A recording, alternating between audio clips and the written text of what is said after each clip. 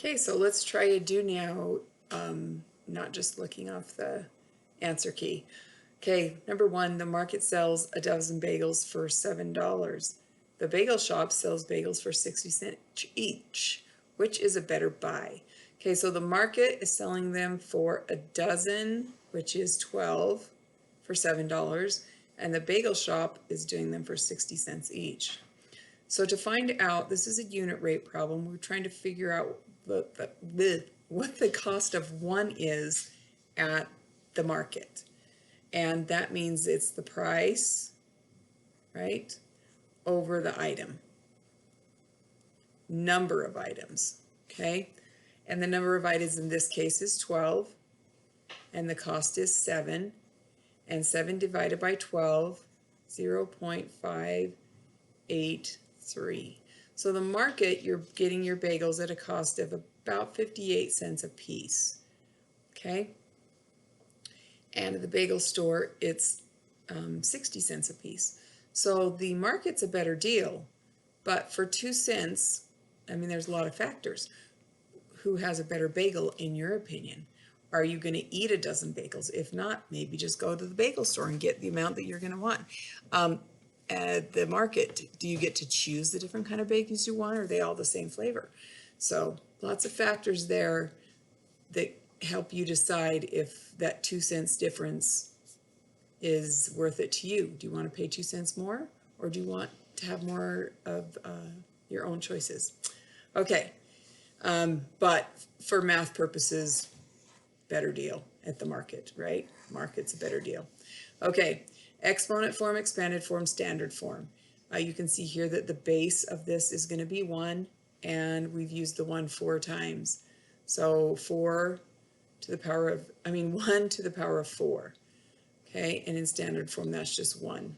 You could multiply 1, have a billion, and you're still just going to have 1. Okay, 4 to the first power. Using 4 once, so 4 is it. 4 to the second power, or 4 squared, and 16.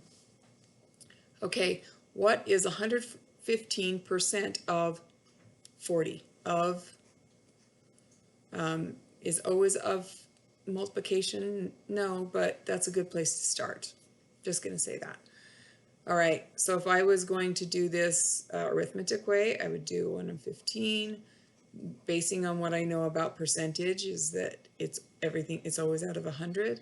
Then I would multiply that by 40, and I would get 4,600 over 100 if I multiply across the top and across the bottom, which gives me 46. Okay, I could also turn this into a decimal by moving this to that way. So then I have 1.15 multiplied by 40, which would also give me 46. If I want to fill in my chart here, I would have my part is I don't know, the whole is 40, that's what 100% was, and we're trying to figure out what 115 would be. And so if I want to do this algebraically, I would cross multiply, and I would get 100x is equal to 4,600. So I multiplied 100 in x, and I got 100x. 40 times 115, that gives me 4,600. Now I need to isolate my x, so I'm going to divide both sides by 100. And so x is 46. So this is 46. All right.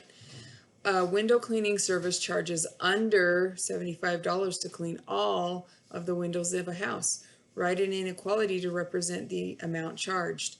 My first thought on this is I'm thinking all the windows. Well, that's awesome. But what if you only have like 8 windows in your house, right? You have a tiny house, $75, compared to all the windows of a big house, which would be maybe you have 20 windows in your house. Okay, so as a businessman, this is not a good deal unless you put a stipulation on houses under this many windows, we'll do it for this, you know. Anyway, so under is less than 75, right? If you're charging you under 75, that means it's less than 75. So X is less than 75. Okay, if I was going to put this on a number line, let's see if this is my 75 and 76 and 77, and then going down from there, 74 and 73. It would be open circle going to any values less than 75. Okay, number 5. And so we've got a having to recognize a pattern. And Ms. Brock has stated before that I find these to be challenging. So let me go through exactly the process that I went through, because this is like my 4th time trying to make this video. Okay, so we've got, my first thought is I went down here. This is where I went immediately. I thought, well, how do I get to that? And I thought, okay, well, I could do 4x, because if x is 5, that would be, you know, 5 times 4 would be 20, plus 2, and that would get me to the 22. And so then I just pick another one, and I'm like, well, that doesn't work here, because if 4 times 1 would give me 4 plus 2 would make this 6. So clearly that is not a method that's going to work for this. Okay, so I needed to think of something else. I thought, okay, well, that didn't work. Maybe going up above 22 and then subtracting something might work. And so what I settled on was, I said, well, 5 times x. So 5 times x, so 5 times 5 would give me 25. Then how do I get back down here to the 22? Well, I would need to subtract 3. So then I tried that for some of these other ones. So then I came back up here, and if I put a 1 in here, right? 5 multiplied by 1 gives me 5, minus 3 would give me 2. Well, that worked, right? So I tried another one. And let's see if I do 5 multiplied by 2, right? If x is 2, that's 10, minus 3 gives me 7. So this was the pattern that worked. So that I kind of thought that same thing here. I'm thinking, well, this is I'm going to have to add 2 here, because anything I multiply to 0 is going to be 0. So I'm definitely going to be adding 2. So I did know that whatever I came up with, I was going to have to add 2. But if I add 2 to whatever x is, I get a 3 here, which means that this had to be a 1, right? This, and if I added to add 2 to get this, then that means I had to make this a 2.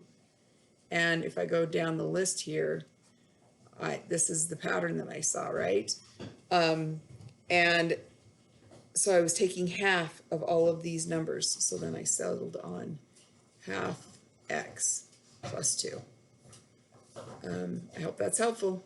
Bye.